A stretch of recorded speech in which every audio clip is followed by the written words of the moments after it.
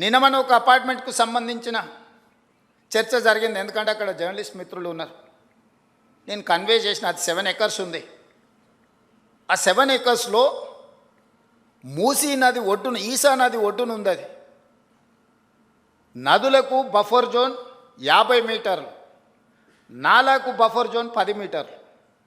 ఈసా నది ఒడ్డున ఇది నాలా అని చూపించి 2004-05లో బిల్డరు అనుమతి తీసుకొని వచ్చి అక్కడ అపార్ట్మెంట్స్ కట్టింది.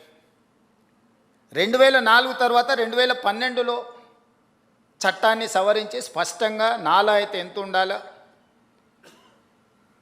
చెరువులు అయితే ఎంత ఉండాలి బఫర్ జోన్, నదులైతే ఎంత ఉండాలి బఫర్ జోన్, కేటగారికల్గా చట్టాన్ని మనం ఆమోదించుకున్నాం. శాసనసభలో 2012 నుంచి యాక్ట్ మనం ఇంప్లిమెంట్ చేస్తున్నాం. దాని ప్రకారం మూసా నది కానీ ఈసా నది కానీ నది ఒడ్డున 50 మీటర్ల బఫర్ జోన్, ఎవరు ఏమి కట్టడానికి వీల్లేదు, కట్టినా కూడా వాటిని తొలగించాలి. భూ యాజమాన్య హక్కులు మీ దగ్గర ఉన్న నష్టపరిహారం ఇస్తారు తప్ప అందులో ఎలాంటి నిర్మాణాలు జరగడానికి లేదు. NGT directions, supreme court directions, all constitutional authorities have decided to remove all these buffer zones. ఆ అపార్ట్మెంట్కు సంబంధించి దాదాపుగా 50% ఈ బఫర్ జోన్ 50 మీటర్ల 9 మీటర్ల సెట్ బ్యాక్ చూపించేసి ఇది నాలా అని చూపించి బిల్డర్స్ అక్రమంగా అనుమతి తెచ్చుకొని కట్టినరు. మన వాళ్ళు కొనుక్కున్నారు. అనుమతి చూసే కొనుక్కున్న వాళ్ళ గురించి నేనేం తప్పుగా చెప్పట్లేదు. అనుమతులు అన్నీ చెక్ చేసుకున్నాం. నేను ఈ మధ్యలో ప్రాజెక్టుని టేకప్ చేయాలనుకున్నప్పుడు చూస్తే మోర్ దాన్ 50% బఫర్ జోన్లు ఉన్నది. దీంట్లో చాలామంది తెలిసిన మిత్రులు ఉన్నారు. అరే వీళ్ళకి ఏదన్నా నష్టం జరిగేటట్టుంది, మనం చేయగలిగిన సహాయం చేద్దామని మా అధికారులకు చెప్పి వాళ్ళ దగ్గర పంపించి వాళ్ళతో చర్చ చెప్పిన. మరి వాళ్ళకి ఎంత చేరిందో తెలియదు. అందుకే ఈరోజు ఇక్కడ నుంచి చెప్పదలుచుకున్నా. వాళ్ళకి ప్రత్యామ్నాయంగా పక్కనే 7 ఎకరాలకు 7 ఎకరాల ల్యాండ్ ఇచ్చి ఇప్పుడు ఎంతైతే స్క్వేర్ ఫీట్ కన్స్ట్రక్షన్ చేసిందో కొత్త నిర్మాణానికి అవసరమైన డబ్బులు బ్యాంకులో డిపాజిట్ చేస్తా, మీరే ఒక సొసైటీ పెట్టుకొని మీరు కట్టించుకోండి.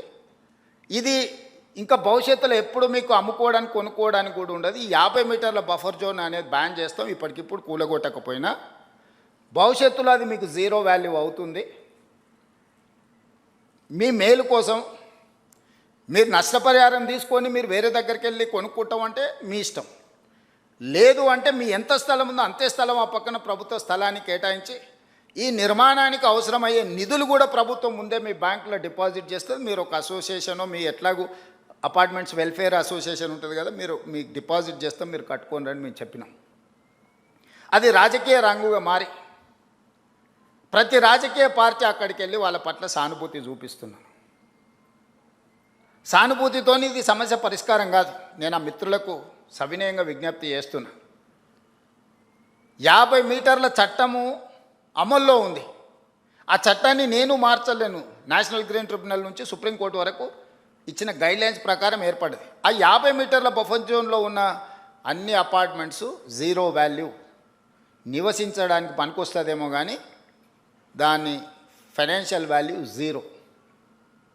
అట్లాంటివి మేము సేకరించి వాళ్ళకి మేలు చేసి వాళ్ళని పక్కకు తరలించి వాళ్ళకి ప్రత్యామ్నాయం చూపిద్దామని అంటే లేదు మేము అడ్డుకుంటామని రాజకీయ పార్టీలు అక్కడికి వెళ్తున్నాయి.